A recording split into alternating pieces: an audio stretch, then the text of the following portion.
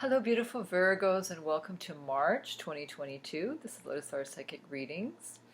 We start the month of April with a new moon in Aries, so it's a new beginning. It's like a new year starting. And happy spring. We have the spring equinox happened, so it's a really good time for change and new beginnings. It's been a tough time. I think this year there will be some bumps and a lot of shocking news coming out, but much more positivity. It's important to stay positive and centered and sending out love and to everyone.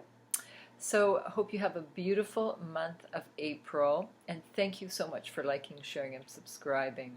Okay, so as usual, I'm going to start with usually I do, with the romance angels and see what's in store for my beautiful Virgos. I have my gorgeous selenite lamp sending you lots of great energy and abundance with my citrine.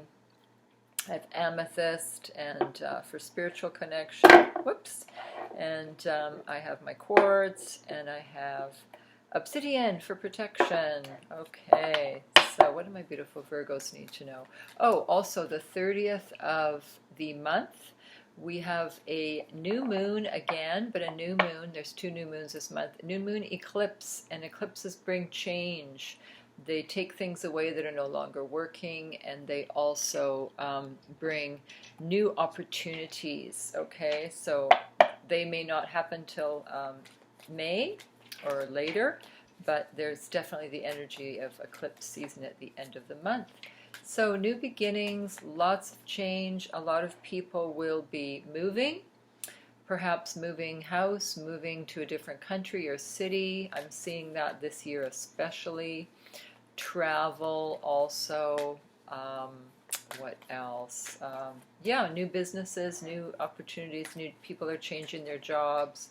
They're also working more at home. So lots of that going on. Okay, so I'm watching the birds outside the window. Love birds. All right, so for Virgo, what do you need to know for romance for Virgos?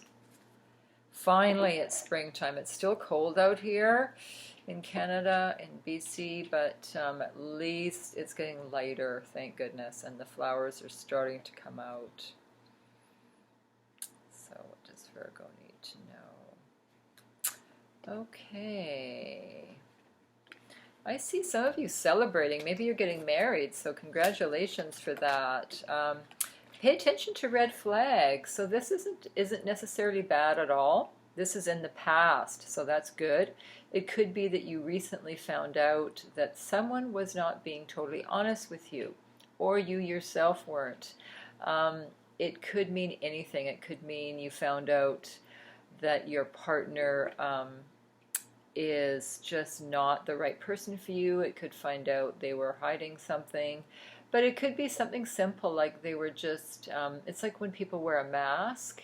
It's like, when you first meet someone and you're dating and, they try and say the right things and they withhold some information because they want to be accepted and loved. So it may not be bad, but it could be that a red flag for someone else may not be the same for you. I mean, if you're not a drinker, if you're a non-drinker, and you find out that this person is a heavy drinker, well, that's a red flag for you. But for a heavy drinker, it wouldn't be a red flag, right? So it just depends. But do keep an eye. The signs could be cautioning you about this person. Again, it's in the past, so you probably already know about it, all right? And it may not be such a big deal. Let go of control issues. So we can't control other people. We can only control our own thoughts and actions. So it could be also someone else. It could be your partner trying to control you or control an outcome. I'm not saying that you're controlling. I'm saying that maybe you're trying to control an outcome. We can't do that either.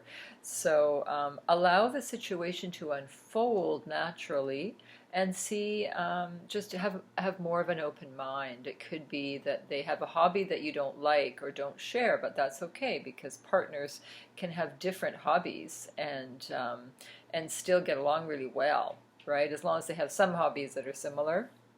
So it could be just that. And then this says free yourself. It's time to take back control. So there's definitely something to do with control issues here. Very interesting, because we have let go of control issues twice. Twice. This is taking back your life. So it could be that you are with a partner that has been controlling. It seems like that is the case, okay? Watch out for narcissists. If you think you're with a narcissist, look it up, because they can be very, very charming, but they're gaslighting you. Look up gaslighting too, because that's classic narcissism, is to everything is your fault, nothing's their fault, you know. They turn things around so that it makes you think like you're crazy. No, you didn't say that, you know, whatever. So just be aware of that, okay? Maybe you're out of a relationship and happy because it wasn't a good relationship, and you're happy right now. So that could be the case, all right? Because unicorn energy is really, really good energy. So that's a good thing. Okay, so this is a general reading now. I'm using the Spirit Animals Oracle. They're beautiful, beautiful cards. So what animals are speaking to you? Beautiful Virgos this month. April. What does Virgo need to know for April? Okay, this is pulling at me. Let's see what comes out here for Virgo for April. And the animals are wonderful earth energy, except of course for the birds, they're air. But it's a really good month to get grounded, you know, do some energy clearing, some burning of sage maybe, get out in nature, hug a tree. It's really good to grounding, and animals are very grounding. Wow, you have a beautiful mix here, Virgos. Look at this. Cougar is assertive. In silence, you find your power, and you have leadership skills and a lot of courage.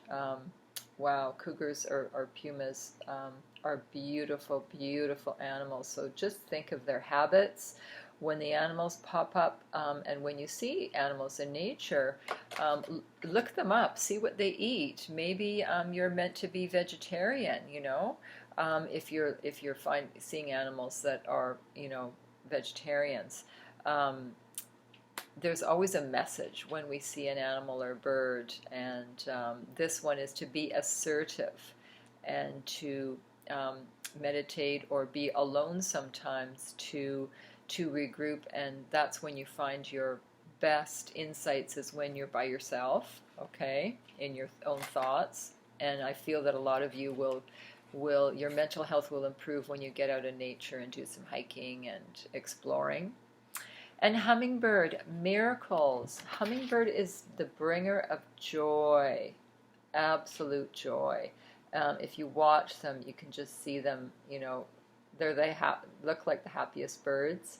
So bring some joy into your life. I'm getting the message to look at the simple things, like I finally got out in the garden, well, not the garden itself, but my patio garden, and got some, you know, nice plants and flowers, and planted them, and it just felt really, it was very grounding to work with the earth and, you know, plant these flowers, and then you watch them grow, and it's just very satisfying. So you might want to do that.